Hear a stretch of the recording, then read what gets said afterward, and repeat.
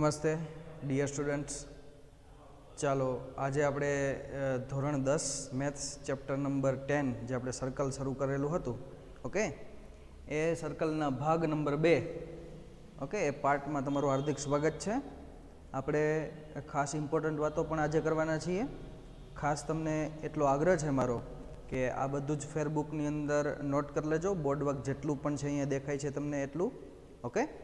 તો ખાસ ઇઝી રહેશે તમારા માટે રિવિઝન કરવા, ઓકે. તો ચાલો, અને પ્રેક્ટિસ પણ થઈ જશે.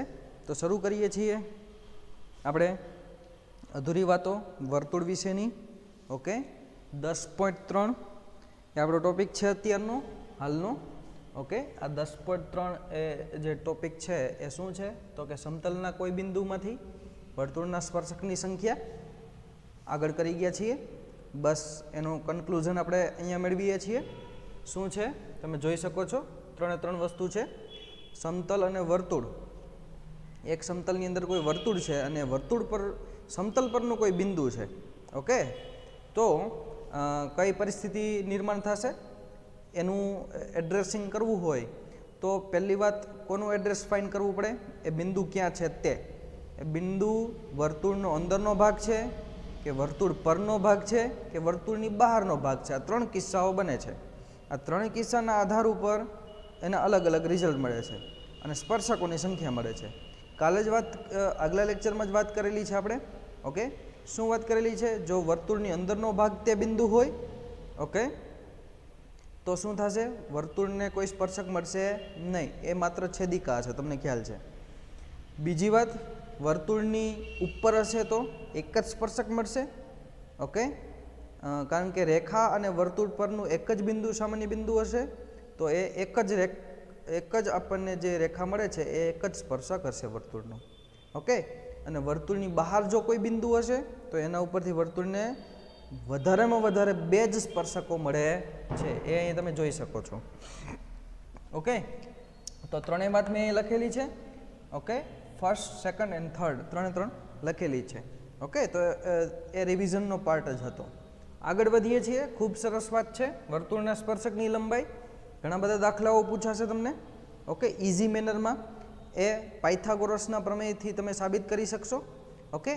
તો શું છે સ્પર્શકની લંબાઈ? અહીંયા તમે જોઈ શકો છો કે વર્તુળની બહાર કોઈ બિંદુ P છે, વર્તુળની બહાર કોઈ બિંદુ P છે અને એ બિંદુમાંથી દોરેલો સ્પર્શક છે એ વર્તુળને ક્યાં સ્પર્શે છે? T બિંદુ આગળ સ્પર્શે છે, ઓકે. T બિંદુ આગળ સ્પર્શતો હોય તો એ રેખાખંડ બને છે PT રેખાખંડ. તો આ રેખાખંડની લંબાઈ એ જ સ્પર્શકની લંબાઈ થશે, ઓકે. તો સ્પર્શકની લંબાઈ એ બીજું કાંઈ નથી, તમે જોઈ શકો છો, એક રેખાખંડની લંબાઈ જ છે, ઓકે. આ મેળવવા માટે ઘણી વખત શું થતું હશે તો કે ઘણી વખત સ્પર્શકની લંબાઈ મેળવવા માટે તમને ખબર છે ત્રિજ્યા આપી દે તો O થી લઈને T સુધી, ઓકે. OT જો તમે રેખાખંડ બનાવો આવી રીતે તો આ એક રેખાખંડ બને છે અને એ હંમેશા ત્રિજ્યા હશે એ સ્પર્શકને કેવી હશે? લંબ હશે. યાદ કરો અભિલંબ વડે જે વાત કરેલી હતી તે ત્રિજ્યાને સમાવતી રેખા અને સ્પર્શ બિંદુમાંથી પસાર થતી હોય તેવી રેખા એ હંમેશા વર્તુળનો કેવો હશે? અભિલંબ. એનો મતલબ કે એ ત્રિજ્યાનો જે રેખાખંડ OT છે, ઓકે, એ સ્પર્શકનો જે રેખાખંડ છે એને કેવી હશે? લંબ. અને આ જે બાજુ બનશે આ તમે આ જોડી શકો છો આવી રીતે, ઓકે. તો આ તમારો કર્ણ બની જશે, કાટકોણ ત્રિકોણ બની ગયો છે અહીંયા. અને એવી રીતે તમને જો આ બાજુનું માપ આપી દીધું હોય, ત્રિજ્યા જો તમને ખબર હોય, ઓકે, ત્રિજ્યા તમને ખબર હોય તો તમે આ મેળવી શકો છો. સિમ્પલ આવા દાખલાઓ પૂછાશે, ઓકે. તમને સમજાઈ ગયું છે આ વાત ઓલરેડી? ઓકે.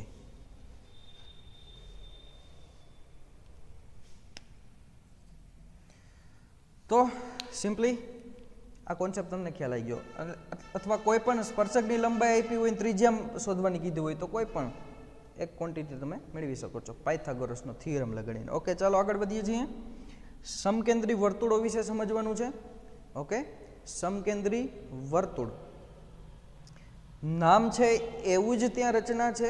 સમકેન્દ્રી વર્તુળોની રચના પણ એવી જ છે, નામ પ્રમાણે જ છે, ઓકે. શું આપેલું છે થોડું વાંચીએ તો ખ્યાલ આવી જશે. એક જ સમતલમાં આવેલા બે સમાન કેન્દ્ર ધરાવતા વર્તુળો હોય, પરંતુ એની ત્રિજ્યા કેવી હોય? ભિન્ન ભિન્ન હોય. ઓકે, તો એવા વર્તુળોને કેવા કહેવાય? સમકેન્દ્રી. સમકેન્દ્રીનો મતલબ શું થાય? સમાન કેન્દ્ર ધરાવતા. તો અહીંયા તમે જોઈ શકો છો બે વર્તુળ મેં દોરેલા છે. એક સર્કલ પહેલું છે અને આ બીજું છે, એટલે C1 C2 નામ આપેલા છે અલગ અલગ. બંનેનું કેન્દ્ર એક જ છે, પરંતુ બંનેની ત્રિજ્યા કેવી હશે? અલગ અલગ. આ સમજો R1 છે C1 માટે અને આ સમજો R2 છે C2 માટે. ઓકે, ત્રિજ્યા અલગ અલગ હશે. તો સમકેન્દ્રી વર્તુળ બની જાય છે. સિમ્પલ. તમારી ફેરબુકમાં આટલો પાર્ટ નોટ કરી લેજો. નેક્સ્ટ પાર્ટ ઉપર જઈએ છીએ. ઓકે, ચાલો. નેક્સ્ટ પાર્ટ શું છે?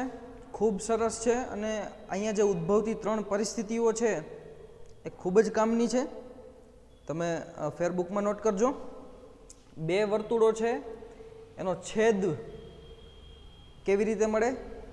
છેદ મતલબ કે તમને ખબર છે, બે વર્તુળો એકબીજાને ક્રોસ કરતા હોય તો એવા ઘણા બધા પોઈન્ટ્સ મળશે. 2 પોઈન્ટ્સ, 1 પોઈન્ટ, કોઈ પણ એ છેદ બિંદુ તમને મળશે બે વર્તુળોથી. અહીંયા ઘટનાઓ બતાવેલી જ છે. કોઈ પણ સમતલમાં આવેલા બે વર્તુળોની ત્રિજ્યા કેવી હોય? અનુક્રમે R1 R2. તો તે બે વર્તુળોનો છેદ માટે ટોટલ કેટલી પરિસ્થિતિ નિર્માણ થાય છે? 3. અને એની 5 શક્યતાઓ છે. એટલે આવા ડાયાગ્રામમાં ટોટલ 5 દોરશું. ઓકે, અને આ દાખલાઓ ગણવા માટે ખૂબ જ કામના છે, યાદ રાખજો. જેનો આધાર છે એ વર્તુળોની ત્રિજ્યા ઉપર છે, અને એ વર્તુળોના કેન્દ્ર જે છે O1 ઓર તો O2, કોઈ પણ બે કેન્દ્ર હશે અલગ અલગ વર્તુળોના, એ બે વચ્ચેનું જે ડિસ્ટન્સ છે D, જેને આપણે નામ આપ્યું છે D, વર્તુળોના કેન્દ્ર વચ્ચેનું જે અંતર છે એને આપણે ડિસ્ટન્સ D તરીકે નામ આપેલું છે, સંજ્ઞા આપેલી છે. ઓકે, તો 3 પરિસ્થિતિ નિર્માણ થાય છે. 3 પરિસ્થિતિનું આપણે વર્ણન કરવાનું છે. પહેલી પરિસ્થિતિ એવી નિર્માણ થાય છે કે એ બે વર્તુળો જો બે ભિન્ન બિંદુમાં છેદતા હોય, A અને B માં. અહીં તમે જોઈ શકો છો બે વર્તુળો, બંનેની ત્રિજ્યા અલગ અલગ છે, બંનેના કેન્દ્ર અલગ અલગ છે O1 O2, ત્રિજ્યા R1 R2 છે અનુક્રમે.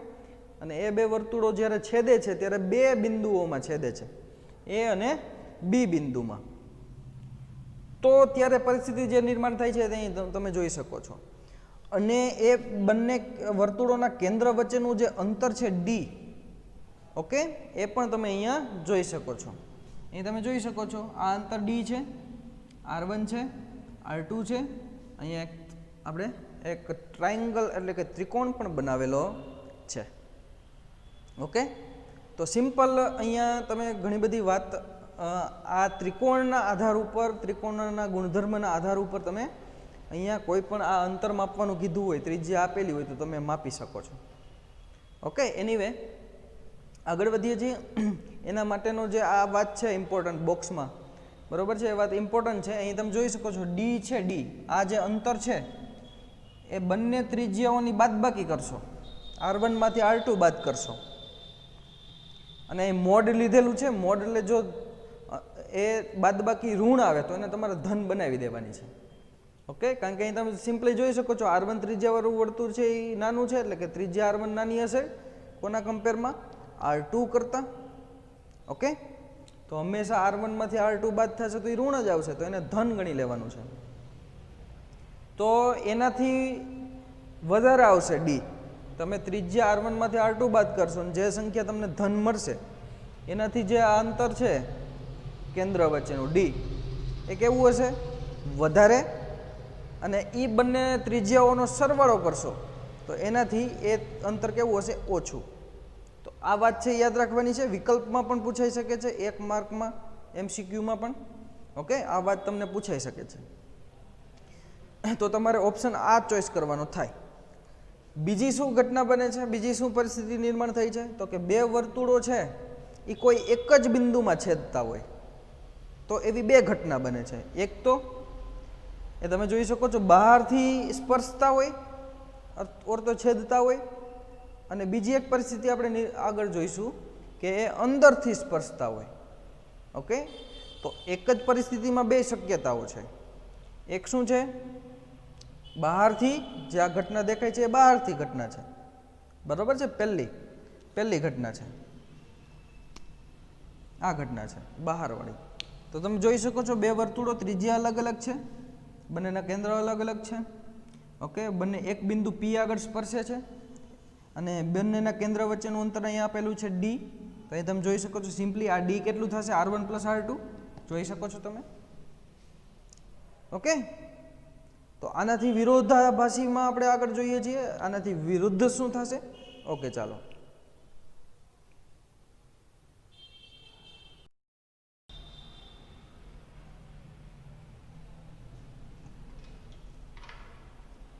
ઓકે ચાલો તો અહીંયા જે આગળનો અધૂરી વાત હતી તે આપણે આગળ વધારવાના છીએ.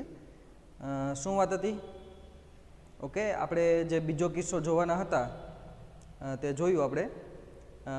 એક જ સ્પર્શ બિંદુ હોય, એક જ બિંદુમાં છેદતા હોય, બરાબર છે. પહેલું આગળના પાર્ટમાં મેં લખાવ્યું હતું. ઓકે, કે જે બહારના બિંદુથી સ્પર્શતું હોય અને અહીંયા તમે જોઈ શકો છો બે અલગ અલગ ત્રિજ્યા ધરાવતા વર્તુળો, અલગ અલગ કેન્દ્ર ધરાવતા વર્તુળો એક જ બિંદુમાં છેદે છે, પરંતુ ક્યાંથી? અંદરના ભાગથી.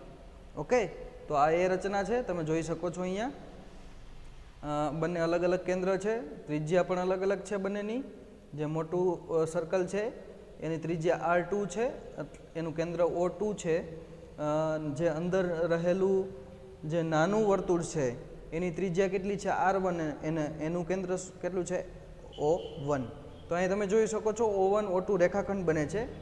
એ બંને વર્તુળો વચ્ચેના બંને વર્તુળોના કેન્દ્ર વચ્ચેનું શું છે? અંતર. ઓકે, અને એ D જેટલું છે. તો D બરાબર શું થશે? તમે જોઈ શકો છો એ R1 - R2 કરશો. ઓકે, તો એના બરાબર એના જેટલું એ થશે. ઓકે, R1 માંથી R2 તમે બાદ કરો તો એના જેટલું થશે. અને અહીંયા આપણે મોડ લીધેલો છે માનાંક. શા માટે? તો કે અહીંયા તમે જોઈ શકો છો R1 છે એ નાનું છે કોના કરતાં? R2 કરતાં. તો એ સંખ્યા કેવી આવવાની છે? ઋણ આવશે. તો એને ધન બનાવવી જરૂરી છે, કારણ કે જે D બતાવે છે બંને વર્તુળોના કેન્દ્ર વચ્ચેનું અંતર, એ એક પ્રકારે શું છે? અંતર હંમેશા શેમાં હોય છે? ધનમાં. ઓકે, તો આ માનાંક દર્શાવવો ફરજિયાત છે. ઓકે, જો આનાથી ઉલટું તમે સંજ્ઞાઓ આપી દો, નાના વર્તુળ જે છે, નાનું વર્તુળ એનું કેન્દ્ર O2, એની ત્રિજ્યા R2, અને મોટા વર્તુળ માટે O1 ને R1 તમે સંજ્ઞા આપી દો, તો આ માનાંક નહીં આવે. પણ છતાંય માનાંક લખવો જરૂરી છે. ઓકે, કમ્પેરિઝન વ્યવસ્થિત થવું જોઈએ. અહીંયા તમે જોઈ શકશો બંને શક્યતામાં આગળ અહીંયા મેં અહીંથી છેકી નાખેલું છે, બરાબર છે, પણ તમારી નોટબુકમાં તમે લખેલું હશે, ચેક કરજો. બંને શક્યતાઓમાં જો એનું સ્પર્શ બિંદુ છે ને હંમેશા O1 O2 રેખા ઉપર જ આવવાનું છે. એ બહારના ભાગમાં કિસ્સો હોય કે અંદરના ભાગ માટે હોય. ઓકે, અહીંયા તમે જોઈ શકો છો આ સ્પર્શ બિંદુ P છે એ O1 O2 રેખા ઉપર જ આવેલું છે કે નહીં? યસ. ઓકે, રેખા મતલબ કે બંને બાજુ વિસ્તરેલી હશે ને આવી રીતે. ઓકે, અહીંયા રેખાખંડ શબ્દ ન લખાઈ જાય એ ખાસ ધ્યાન રાખજો, કારણ કે તો આ વસ્તુ ખોટી પડશે. તો રેખા O1 O2 ઉપર જ આ સ્પર્શ બિંદુ P આવેલું છે. હા, અહીંયા રેખાખંડ ક્યારે લખી શકો? જો બહારના ભાગનો કિસ્સો તમે લખેલો હોત, ઓકે, તો એના માટે અહીંયા રેખાખંડ તમે શબ્દ વાપરો તો ચાલશે, કારણ કે એના ઉપરનું સ્પર્શ બિંદુ હતું, રેખાખંડ ઉપરનું. બટ અહીંયા તમારે રેખા જ વાપરવું પડે. એટલે નાની નાની બાબતને પણ ચોકસાઈથી જોતા આવડે તો જ મેથેમેટિક્સનો પાયો છે એ સદ્ધર થાય. ઓકે, ચાલો ત્રીજો કિસ્સો છે. આપણે 3 કિસ્સાઓની વાત કરતા હતા અને 5 શક્યતાઓની. તો અહીંયા આપણે કેટલી શક્યતા પૂરી કરી દીધી છે? ટોટલ તમે જોઈ શકો છો 3 શક્યતાઓ પૂરી કરી દીધી છે, હજી 2 બાકી છે. ઓકે, એટલે 5 શક્યતાઓ પૂરી થાય અને ત્રીજી પરિસ્થિતિ માટે આપણે વાત કરવાના છીએ. જો 2 વર્તુળો છેદતા હોય નહીં તો. ઓકે, તો કેવી કન્ડિશન ઊભી થાય છે? 2 રીતે છેદી ન શકે. એક તો બહારના ભાગમાં હોય, તમે એ ડાયાગ્રામ જોઈ શકો છો, અલગ અલગ છે, ક્યાંય છેદતા નથી. અને આ બાજુ તમે જોઈ શકો છો અંદરના ભાગમાં પણ એક કિસ્સો બની શકે છે કે બંને વર્તુળો એકબીજાને ક્યારેય છેદતા હોય નહીં. આ પણ કિસ્સો તમે જોઈ શકો છો. અહીંયા તમે જોઈ શકો છો કે બંને વર્તુળોના કેન્દ્ર વચ્ચેનું અંતર કેટલું છે? D જેટલું. બંનેની ત્રિજ્યા કેટલી છે? R1 R2 જેટલી. તો D બરાબર શું થશે? તમે જોઈ શકશો. ઓકે, D બરાબર હંમેશા R1 + R2. Okay, R1 plus R2 કરતાં હંમેશા ડી કેવા હશે? વધારે. તો અહીંયા આવી રીતે લખવું પડશે, ગ્રેટર ધેન. ઓકે,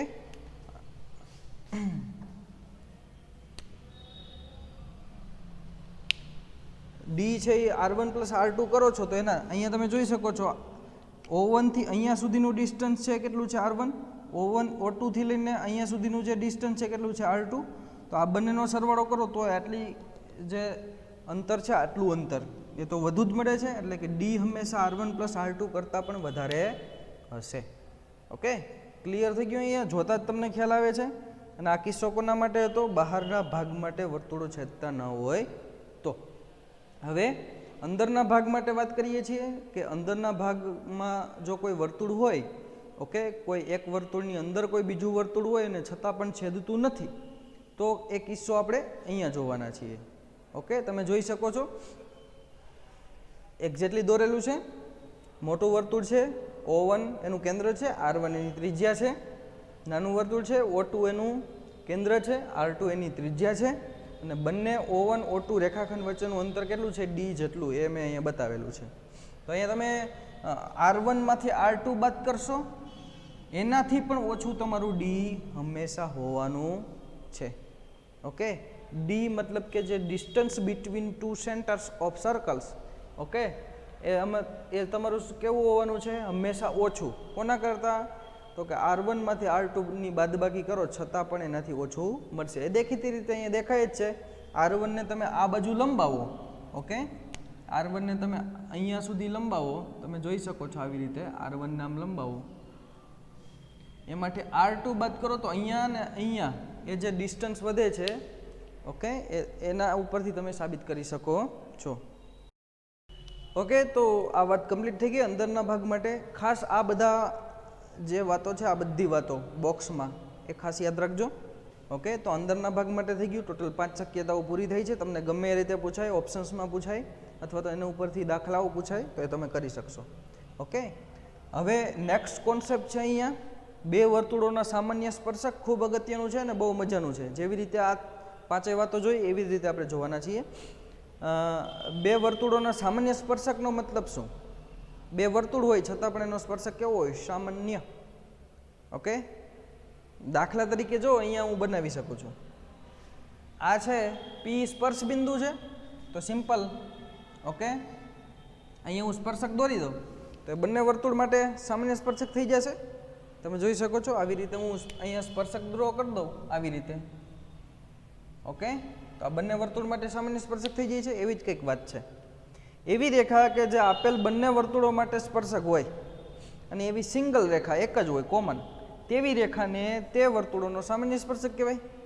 અને બે પ્રકારના હોય છે. એક બાહ્ય સામાન્ય સ્પર્શક આપણે જોઈએ છીએ અહીંયા, ઓકે, અને ડ્રો કરીને.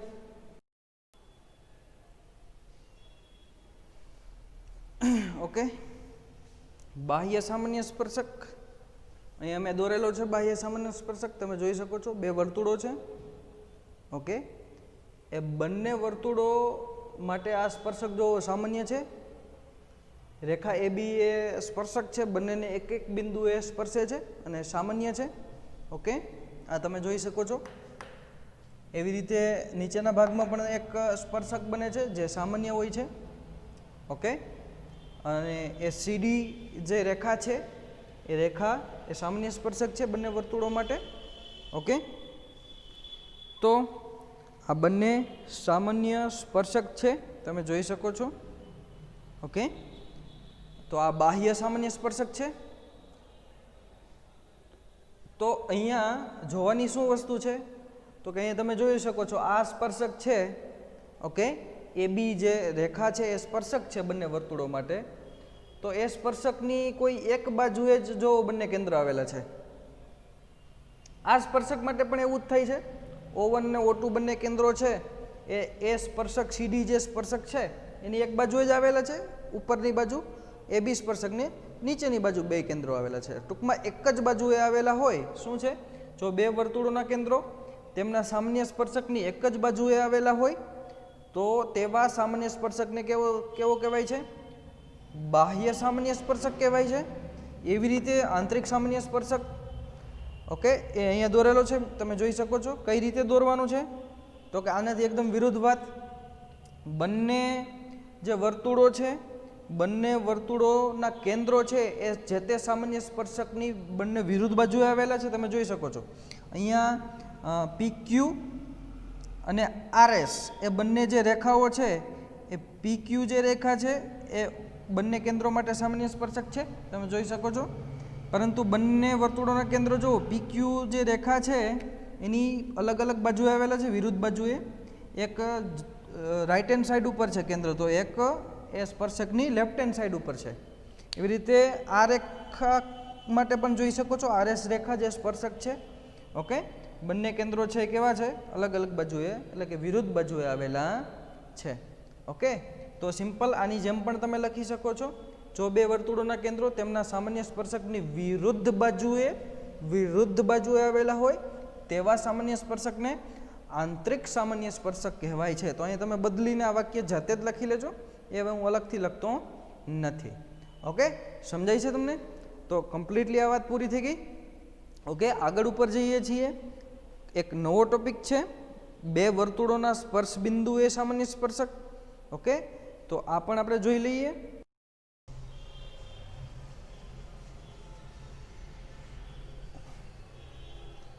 ઓકે, અહીંયા તમે જોઈ શકો છો એ જ ભાગ છે સામાન્ય સ્પર્શક વાળો. ઓકે, તમે જોઈ શકો છો અહીંયા આંતરિક ને બાહ્ય આપણે જોઈ લીધું. હવે બે વર્તુળોના સ્પર્શ બિંદુ એ સામાન્ય સ્પર્શક. ઓકે, એ તમે જોઈ શકો છો. તો સ્પર્શ બિંદુ બે વર્તુળો માટે હંમેશા એક કોમન હશે. ઓકે, તો એના બે કિસ્સા આપણે આગળ પણ જોયેલા હતા, તમને યાદ છે. ઓકે, ડિસ્ટન્સ માટે જે બંને કેન્દ્ર વચ્ચેના જે અંતર માટે જે વાત કરેલી હતી તેના ઉપરથી જે આકૃતિ દોરેલી હતી તે જ આકૃતિ અહીંયા જ પણ છે. અહીંયા તમે જોઈ શકો છો એક બિંદુ એ સ્પર્શતા હોય બહારના ભાગથી અને અંદરના ભાગથી, બે ભાગ છે. તો એના સામાન્ય સ્પર્શક તમે જોઈ શકો છો, આ રીતે આપણે ડ્રો કરી શકીએ છીએ. ઓકે, તો કાં તો સંપૂર્ણ બહારથી સ્પર્શતા હોય, કાં તો સંપૂર્ણ અંદર રહીને સ્પર્શતા હોય. ઓકે, તો તેવા કિસ્સામાં સામાન્ય સ્પર્શક તમે જોઈ શકો છો આવી રીતે બની શકે છે. ઓકે, તો તમે ત્યાં લખી પણ દેજો, હું અહીંયા વર્ણન કરું છું. ઓકે, એ વાત તમે લખી દેજો, લખજો વિદ્યાર્થીઓ. જ્યારે બે વર્તુળો પરસ્પર એક બિંદુએ બહારથી અથવા અંદરથી સ્પર્શતા હોય ત્યારે તેમના સ્પર્શ બિંદુમાંથી તેમને એક સામાન્ય સ્પર્શક હોય છે. ઓકે, એક જ સામાન્ય સ્પર્શક એમને મળે છે. ઓકે, અને બીજું એક વાક્ય અગત્યનું લખજો.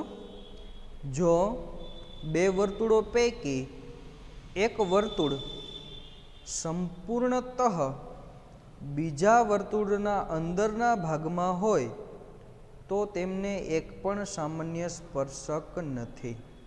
ઓકે, આ જો વર્તુળ અહીંયા તમે જોઈ શકો છો, આ વર્તુળ એકદમ અંદરના ભાગમાં હોય. ઓકે, અથવા તો એકદમ બહાર હોય, ક્યાંય ટચ ન થતું હોય, તો એ કંઈ સામાન્ય સ્પર્શક મળે નહીં. ઓકે, એ જ સામાન્ય સ્પર્શકનો અર્થ છે અહીંયા. ઓકે, આ સંપૂર્ણ અંદર હોય તો એ સામાન્ય સ્પર્શક બનશે નહીં.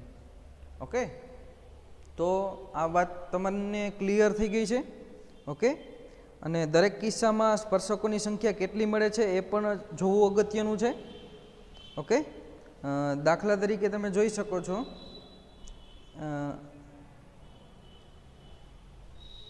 અહીંયા કેટલા સામાન્ય સ્પર્શક છે આ બંને કિસ્સામાં? એક એક. ઓકે, અહીંયા સામાન્ય સ્પર્શક તમને કેટલા જોવા મળે છે તમે જોઈ શકો છો આ બંને કિસ્સામાં, ગણતરી કરવાની છે. ઓકે, અહીંયા આ કિસ્સામાં કેટલા મળે છે? આ બંને કિસ્સામાં 2. ઓકે, તમે જોઈ શકો છો.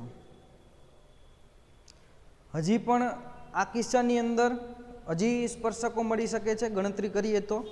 ઓકે, તમે વેઇટ કરજો સેજ. ઓકે, આપણે સ્પર્શકોની સંખ્યા શોધીએ છીએ, બીજું કંઈ નહીં. ઓકે, તો આ કિસ્સામાં આનાથી વધારે સ્પર્શકો મળશે નહીં, તો અહીંયા સ્પર્શકોની સંખ્યા કેટલી થઈ ગઈ? 2. આ સ્પર્શકોની સંખ્યા હું નોટ કરું છું. ઓકે, અહીંયા માત્ર ને માત્ર 2 જ સ્પર્શકો મળશે, એના સિવાય મળશે નહીં. આ કિસ્સામાં જોવું જોઈએ કેટલા સ્પર્શકો મળે છે.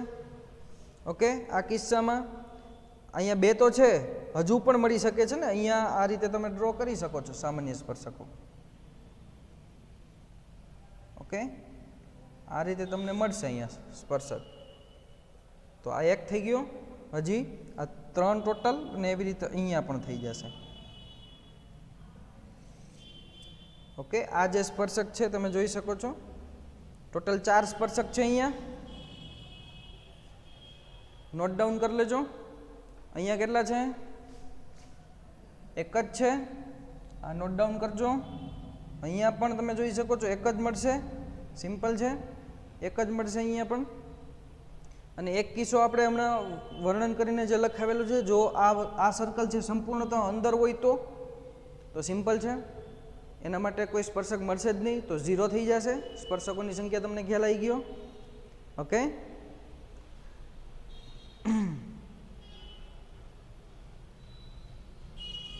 ઓકે ઓકે અહીંયા થોડોક સુધારો છે, સોરી. અહીંયા પાછળથી જોતા ખ્યાલ આવ્યો, ઓકે, કે અહીંયા હજી સ્પર્શકો મળી શકે છે. અહીંયા જોવો તમે. ઓકે, અહીંયા તમે દોરી શકશો ને આ સ્પર્શક તમે દોરી શકશો. એવી રીતે અહીંયા પણ દોરી શકશો.